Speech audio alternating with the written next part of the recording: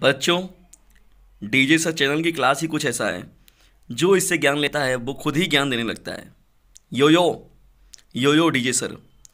मैंने ओ बच्चों तुम्हें ज्ञान दिया, तूने ओ बच्चों इसे शेयर ना किया, इतना बता क्यों। मैंने ओ बच्चों तुम्हें ज्ञान दिया, तूने ओ बच्चों इसे शेयर ना किया, इतना बता क्यों। मेरे बच्चों कयामत होगी, अब जल्दी ही तेरी गलियों में डीजे सर की चर्चा होगी। तेरी नजरें भी कहर ढाएंगी, क्योंकि तेरा परसेंट भी काफिया आएगा। मैंने ओ बच्चों तुम्हें ज्ञान दिया, तूने ओ बच्चों इसे शेयर ना किया, इतना बता क्यों। मोस्ट वेलकम डियर स्टूडेंट्स, आप सभी लोगों का स्वागत है आपके अपने यूट्यूब चैनल डीजे सर पर। आपने एकदम सही सुना हुआ है कि आप लोगों को बस इतना छोटा सा काम जरूर करना है कि इस वीडियो के लिंक को शेयर जरूर करना है। आइए आज के इस वीडियो को हम लोग स्टार्ट करते हैं। क्लास 12 के बच्चों के लिए आज का सेशन बहुत ही इंपॉर्टेंट है। इतिहास के मोस्ट इंपॉर्टेंट कुछ प्रश्न हैं मुगल से संबंधित, जिनके बारे में बात की जाएगी इसमें। देखिए, पहला जो प्रश्न इसमें है, मुगलों के प्रांतीय शासन के दोषों का उल्लेख कीजिए। मुगलों के प्रांतीय शासन के दोषों का उल्लेख कीजिए, ये पूछा हुआ प्रश्न है और कई बार आपके आए हुए प्रश्न है ये। तो इसका देखिए उत्तर क्या हो जाएगा डियर स्टूडेंट। सूबेदार जैसे हो गए, फौजदार हो गए आदि जो पदाधिकारी थे ना, उनके अधीन कार्य करने वाले कर्मचारियों की नियुक्ति का अधिकार था, जिससे वे योग्य व्यक्तियों की नियुक्ति कर लेते थे तथा योग्य पदाधिकारियों की प्रशासनिक व्यवस्था क्या थी, अस्त व्यस्त हो जाती थी। प्रशासनिक जो व्यवस्थाएं थी, देखिए जाहिर सी बात है, प्रांतीय शासन के दोषों का मतलब क्या हो गया, लोग सूबेदार और फौजदार जो थे वो मनमानी तरीके से काम करते थे। कर्मचारियों की नियुक्तियों क्या करते थे, योग्य व्यक्तियों की नियुक्ति नहीं, अयोग्य व्यक्तियों को कर लेते थे ना, जिससे वे यार अयोग्य व्यक्तियों का मतलब क्या हो गया कि अपने जान पहचान के लोगों का, अपने जो सानिध्य में लोग रहते थे, अपने भैया जैसे नहीं होता है कि चला भैया कोई एक व्यक्ति को होता है ना, कोई एक लोग भैया कोई रिलेशन में कोई एक लोग आईएएस बन गया, पता चला तो कई पूरे लोगों को उसी में भर डालेगा। किसी को हवलदार बना दिया, किसी को कांस्टेबल बना दिया, तो कुछ अधिकार मिलता है ना, तो उसी का दुरुपयोग करना। तो जो योग्य लोग थे उनको नहीं मिल पा रही थी, अयोग्य लोगों को नियुक्तियां दी जा रही थी। ठीक है, जिससे कि प्रशासनिक व्यवस्थाएं जो होती हैं वो अस्त व्यस्त हो जाती हैं। देखिए, भर्ती लेना वाला चीज़ हो गई, लेकिन जिस प्रकार से काम को अंजाम एक एजुकेटेड पर्सन करेगा, उस प्रकार से वो लोग नहीं कर सकते। इसलिए देखिए, कहीं ना कहीं से मुगलों के प्रांतीय शासन में ये दोष के रूप में उभर कर सामने आया। देखिए, इसमें दोष के रूप में जो प्रांतीय शासन में मुगल काल के जो दोष के रूप में जो दूसरी महत्वपूर्ण बात आती है, पॉइंट नंबर बी, मुगल काल का प्रांतीय शासन देखिए दोषपूर्ण तो था ही, घूसखोरी इसमें होती थी। घूसखोर के रूप में देखिए किसी को उपहार वगैरह भी देखिए आदि का प्रचलन भी चल गया था, इसे जिसे रोकने का कोई उपाय नहीं था, जिसकी वजह से देखिए क्या था, कहीं ना कहीं से वो प्रांतीय शासन में दोष के रूप में उभर कर सामने आया। सी पॉइंट देखिए इसमें क्या है, सूबे में कोई एक सर्वोच्च पदाधिकारी नहीं था। सूबेदार व दीवान दोनों की नियुक्ति केंद्र से की जाती थी, जो एक दूसरे की कमियां खोजने के अवसर में लगे रहते थे। जिससे दल बंदी को प्रोत्साहन मिला। सूबेदार और दीवान राज्य के उत्थान की बजाय व्यक्तिगत उत्थान में लगे रहते थे। ये बहुत बड़ा कहीं ना कहीं से निकल कर आया जो का है। सूबे में कोई एक सर्वोच्च पदाधिकारी नहीं था। पर पता है सर्वोच्च पदाधिकारी का मतलब क्या है, जैसे कहा गया एक जिला है, अगर उस जिले में पता चला कि आपके डीएम साहब हो गए, डिस्ट्रिक्ट मजिस्ट्रेट जी हो गए, उसके बाद फिर एसपी सिटी हो गया, रूरल हो गए, फिर अर्बन हो गए, तो ये जैसे कुछ अधिकारी हैं, तो कुछ लोगों में कभी तालमेल अगर बनता है तब वहाँ पर कार्य चलता है अच्छे से। जैसे किसी स्कूल की हम लोग बात करते हैं तो वहाँ प्रधानाचार्य हो गए, अध्यक्ष हो गए, प्रबंधक हो गए, वहाँ के स्टाफ हो गए, तो उनके बीच में जब कोऑर्डिनेशन होगा तब चीज़ें क्या होंगी, अच्छे से होंगी। भाई जाहिर सी बात, जब चीज़ें प्रॉब्लम आती है तो क्या होगा वहाँ पर, तो सर्वोच्च पदाधिकारी कहीं होना चाहिए, कहीं पर भी जिसके कंट्रोलिंग में सब लोग उससे डरे, ये एक चीज़ रहनी चाहिए सर्वोच्च पदाधिकारी। सूबे में कोई एक सर्वोच्च पदाधिकारी नहीं था। देखिए कहीं ना कहीं से यही जो था प्रांतीय शासन, यानी मुगल कालों के प्रांतीय शासन का जो ये दोष में बहुत बड़ा दोष है कि किसी विशेष को व्यक्ति नहीं था, कोई अपने मनमानी तरीके से जो चिल्लाता था, कोई इधर कोई उधर, कोई ऐसी चीज़ें थी। ठीक है, ये कहीं ना कहीं से हम बहुत सी ऐसे बातें हैं, देखिए हम लोग के शुरू में भी ये सब चीज़ें देखने को मिलती हैं। मैंने बड़ा इन सब चीज़ों को बड़ा करीब से देखा है, तो छूट मत दीजिए। ठीक है, सर्वोच्च पदाधिकारी बनकर रहिए, क्योंकि देखिए डायरेक्टर का जो पद होता है वो बहुत ही गरिमापूर्ण होता है, और कोई आपका जो कोई भी कितना भी आपका है, लेकिन आपको कंट्रोल ही रखना है। तो ये चीज़ें देखी होती है, ये चीज़ों का देखिए मुगल काल में इस चीज़ का वहाँ प्रभाव देखा गया, जिसकी वजह से उसका प्रांतीय शासन में एक बहुत बड़ा दोषपूर्ण निकल कर आया। बाद में सामने देखिए निकल कर आया। तो यहाँ पर जो भी जिसको आप बना रहे हैं तो उसके कंट्रोलिंग में सभी लोग होने चाहिए। आपका जो रिलेशन है, मित्रता, यारी, जो अभी चीज़ें हैं तो वो अपनी तरफ रखिए, लेकिन कंट्रोलिंग रखना भी चाहिए। तो सी देखिए पॉइंट ये आपका हो जाएगा। एक सर्वोच्च पदाधिकारी नहीं था किसमें, मुगल काल में, जो प्रांतीय शासन के रूप में कहीं ना कहीं से दोषपूर्ण के रूप में उभर कर सामने आया। चलिए बढ़ते हैं हम लोग पॉइंट डी की तरफ। डी जो पॉइंट दिया गया है, सूबेदार को अधिक अधिकार प्राप्त होने के कारण विद्रोह के अवसर मिल जाते थे। इसी से मुगल काल में अनेक विद्रोह भी हुए। देखिए सूबेदार जो था उसको अधिक अधिकार प्राप्त होने के कारण विद्रोह कर देता था। भाई जाइए राजा, अगर राजा देखिए पहले के राजा जैसे थे तो कैसे राजा हार जाते थे, बहुत योग्य, कुशल और प्रतिभाशाली राजा भी हार जाते थे। उसके पीछे वजह था उनके सेनापति या उनके जो प्रमुख रहते थे, महामंत्री, ये सभी लोग उन्हें क्या करते थे, धोखा देते थे। तो धोखा अगर किसी को मिल जाए तो जाहिर सी बात है उसे हराना तो सबसे आसान काम है, और जानते ही हैं तो ये चीज़ें देखने को स्वाभाविक रूप से आपको मिलती हैं। और डियर स्टूडेंट्स, ये तो पहला आपका प्रश्न हुआ। ये दूसरे प्रश्न की ओर बढ़ते हैं, लेकिन दूसरे प्रश्न की ओर बढ़ने से पहले आपको मैं यहाँ पर एक मोस्ट इंपॉर्टेंट नंबर नोट कराते हुए चलूँ। मेरा व्हाट्सएप ग्रुप नंबर है 950-690-257। फिर सुन लीजिए, मेरा व्हाट्सएप ग्रुप नंबर है 950-690-257। इसे आप सेव कर लीजिए और अपने फ्रेंड सर्कल में शेयर भी कर दीजिए। जो आउटर साइड के जो बॉयज़ गर्ल्स हैं, दूर दराज के जो बच्चे हैं, शिष्य और शिष्याएँ हैं, उन सभी लोगों पर यदि स्टूडियो का लिंक जाता है तो मुझे इस बात की बहुत खुशी होगी। और उसके साथ ही साथ जो इकोनॉमिकल वीकर बच्चे हैं, जिन्होंने रेगुलर अपने क्लासेज नहीं कर पाए हैं, उनकी कोचिंग भी रेगुलर नहीं चली है और व्यवस्थाओं के अभाव में वो लोग नहीं कर पाए अपनी स्टडी को, तो वे बच्चे भी अपनी स्टडी को कर लें। और अगर इस ग्रुप में आप जुड़ जाते हैं तो आपको नेट भी खर्चा करने की ज़रूरत नहीं है। मैं पूरा पीडीएफ आप लोग के जो है लिंक पर भेज दूंगा, मतलब आपके ग्रुप में भेज दूंगा, आप केवल पीडीएफ ही पढ़ लीजिए। हाँ, थोड़ा सा अगर आप समझना चाहते हो उस चीज़ों को तो फिर तो आपको कुछ एमबी खर्चा करना ही पड़ेगा। और मुझे नहीं लगता कि आज के इस ज़माने में, बहुत रेयर में ही, अगर आप 100 घर में घूम जाएंगे तो शायद ही किसी एक आध घर ऐसा होगा जिसमें कि एंड्रॉयड मोबाइल नहीं है। भले घर में किसी में कोई पढ़ा लिखा हो, अनपढ़ गवार कुछ भी रहे, लेकिन घर में सभी लोगों के एंड्रॉयड मोबाइल है।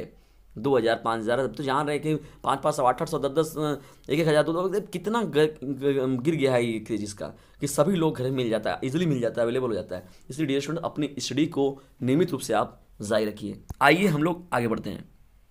डियर स्टूडेंट, जो आपने पहला प्रश्न देखा उससे कहीं ज़्यादा इंपॉर्टेंट देखिए दूसरा प्रश्न है आपका। तो जैसे जैसे सेशन में जब आगे बढ़ते हैं देखिए आपको और भी मोस्ट इंपॉर्टेंट प्रश्न देखने को मिलते हैं। दूसरा प्रश्न है, मुगल साम्राज्य के पतन के कारणों का उल्लेख कीजिए। बहुत ही इंपॉर्टेंट प्रश्न है। अथवा में या तो ऐसे भी पूछ सकता है आपसे, मुगल साम्राज्य के पतन के क्या कारण थे। अथवा में फिर पूछ सकता है, मुगल साम्राज्य के पतन के कारणों की विवेचना कीजिए। तो डियर स्टूडेंट्स देखिए, ये सभी के सभी जो प्रश्न हैं वो मुगल साम्राज्य क्यों समाप्त हो गया, क्यों पतन क्यों चला गया, इसके बारे में इससे हम लोग को बताना है। और ये बहुत ही इंपॉर्टेंट प्रश्नों में एक है यदि मुगल साम्राज्य के टॉपिक आपसे पूछी जाती है तो। डियर स्टूडेंट्स, आप जानते हैं कि पतन तभी होता है जब जाहिर सी बात है कुछ दुर्बलताएं आएंगी, कुछ कमियां आएंगी, जाके जो कि उचित नहीं थी वो उन्हें दिया गया, किसी को छूट दिया गया, वैसी व्यवस्थाएं की गई, वही ना कहीं कहीं से कारण बनकर निकल कर आता है। देखिए यहाँ पर जब होगा आपका पतन के पीछे क्या कारण था मुगल साम्राज्य के, तो ये देखिए जो पॉइंट हो जाएगा, शासन की दुर्बलताएं। ठीक है, ये बहुत ही इंपॉर्टेंट है, शासन की दुर्बलताएं। मुगलों द्वारा स्थापित निरंकुश राजसत्ता अनेक दोषों से ग्रस्त थी। उत्तराधिकार के नियमों का पूर्ण अभाव था, जिसके कारण प्रत्येक सम्राट के शासन काल में गृह युद्ध हुआ। प्रत्येक मुगल सम्राट शासन पद्धति से मनमाने ढंग से परिवर्तन करता था, जो प्रजा में असंतोष का कारण बनता था। ये बहुत इंपॉर्टेंट है कि प्रजा में असंतोष, भाई राजा अगर है, कोई बना, सम्राट बना है, तो अपने प्रजा को संतुष्ट करना तो सबसे बड़ा आपका धर्म बन जाता है। ठीक है, वो सबसे बड़ा आपका राजधर्म हो जाता है। और यहाँ पर क्या है, जब आपकी प्रजा ही आपसे असंतोष हो जाएगी तो जाहिर सी बात है ये सभी चीज़ें तो निकल कर आएंगी सामने। और देखिए मुगल साम्राज्य में गृह युद्ध बहुत हुआ है। उसमें देखेंगे फलाने का बेटा फलाने ढकाने को मार दिया, ढकाने का बेटा उसको जेल में डाल दिया। ये सब गजब का सब चिंदी चुराई किए हैं इसमें, मतलब गजब की नौटंकीबाजी की हैं सब। देखेंगे आप औरंगजेब, वहाँ पर औरंगजेब का द्वारा देखेंगे उसका क्या है आपका, शाहजहाँ को देखिए बंद किया गया। फिर शाहजहाँ का खुर्रम खान जो था, जहांगीर का लड़का जो था, उसमें भी देखो विद्रोह किया हुआ था। तो मतलब ऐसे कई घटनाएं आपको देखने को मिलती हैं ना। तो यहाँ पर ये सभी चीज़ें हैं जो कि कुछ उचित नहीं थी और शासन की दुर्बलताओं के रूप में कहीं ना कहीं से ये उभर कर सामने दिखी। गृह युद्ध के रूप में देखिए बहुत ज़्यादा गृह युद्ध था इन लोगों में भी, वो अपने ही राजसत्ता में बाप बेटों में भी कई लड़ाई घटनाएं देखी गई हैं। इसमें मुगल साम्राज्य की बात हो रही है, तो ये ए हो जाएगा, शासन की दुर्बलताएं। आइए आगे बढ़ते हैं हम लोग। डियर स्टूडेंट्स, बी जो पॉइंट है, औरंगजेब के अयोग्य उत्तराधिकारी। तो देखिए यहाँ पर औरंगजेब के बाद से ही देखिए गायब हो गया। जैसे हम एकदम गायब ही हो गया। मतलब मुगल साम्राज्य को फिर देखने को नहीं मिला ही नहीं। फिर वहाँ पर आपको 1857 की जो क्रांति उन्होंने दी थी, जिसमें बहादुर शाह जफर दी थी होती, थोड़ा बहुत दिखे हुए थे, लेकिन उन लोग का भी पता नहीं चला। तो मतलब हेराई सुराई फिर से दान हो गया। औरंगजेब के अयोग्य उत्तराधिकारी, औरंगजेब के सभी उत्तराधिकारी अयोग्य, निकम्मे और भ्रष्ट निकले, जिनमें इस साम्राज्य को सुरक्षित रख पाने की क्षमता न थी। उनके समय में साम्राज्य का विघटन असंभावी था। तो ये देखिए कहीं ना कहीं से पतन का सबसे बड़ा कारण बना, क्योंकि इसके जो उत्तराधिकारी आए वो अयोग्य थे, निकम्मे थे, भ्रष्ट निकल गए, जिसकी वजह से इस साम्राज्य को सुरक्षित रख पाने की क्षमता थी ही नहीं उन लोगों के पास। वहीं से देखिए क्या हो गया, मुगल साम्राज्य धीरे धीरे अपने पतन की ओर जाने लगा। बल्कि जब देखेंगे हुमायूं तक सही था, जब बाबर था वो भी सही लेके चला, हुमायूं जो था वो भी सही लेकर गया कुछ हद तक, थोड़ा बहुत समय के लिए शेर शाह सूरी से जब युद्ध हुआ था, पराजित हुआ था, लेकिन फिर भी वो पा गया था। फिर उसके बाद देखिए अकबर सही लेके गया, जहांगीर लेके गया, शाहजहां भी कुछ हद तक बनमानी अपना इधर उधर बनवाया, अवार्ड जो भी कितना किए लोग, वो भी कुछ हद तक सब सही लगे। लेकिन यहाँ से जब ये औरंगजेब की जब बात आई, तो यहाँ से देखिए अब चीज़ें देखिए बदलने लगी। यहीं से धीरे धीरे विघटन चालू हो गया।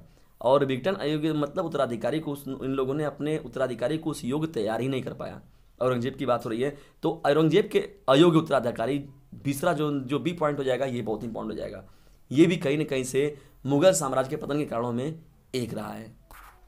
सी देखिए पॉइंट जो बहुत इंपॉर्टेंट है, जनता का असंतोष। भाई जाहिर सी बात है, किसी भी साम्राज्य के पतन के लिए सबसे मुख्य रूप से कोई जिम्मेदार है तो जनता का असंतोष ही है। भारतीय जनता अकबर को छोड़कर मुगलों को विदेशी लुटेरा समझती थी, क्योंकि कठोर करों से सामान्य जीवन असहनीय बना दिया था। भाई जाहिर सी बात है, देखिए जब अकबर का शासनकाल था, इसीलिए देखिए उसको राष्ट्रीय सम्राट के रूप में भी घोषित किया जा चुका है। और सबसे बड़ी बात है कि उसने कई प्रकार के जो कर थे, जो गैर मुस्लिम लोग थे, या तो जो भी जिनके ऊपर भी था, या मुस्लिम लोगों पर जो कुछ कर लगाया गया था, जो भी था, उसने कई प्रकार के करों को हटा दिया था एकदम पूरी तरीके से। और जब ये औरंगजेब के शासनकाल में फिर आया, तो उसने फिर से उन करों को थोप दिया लोगों पर। तो देखिए जाहिर सी बात है, जनता रुष्ट होगी।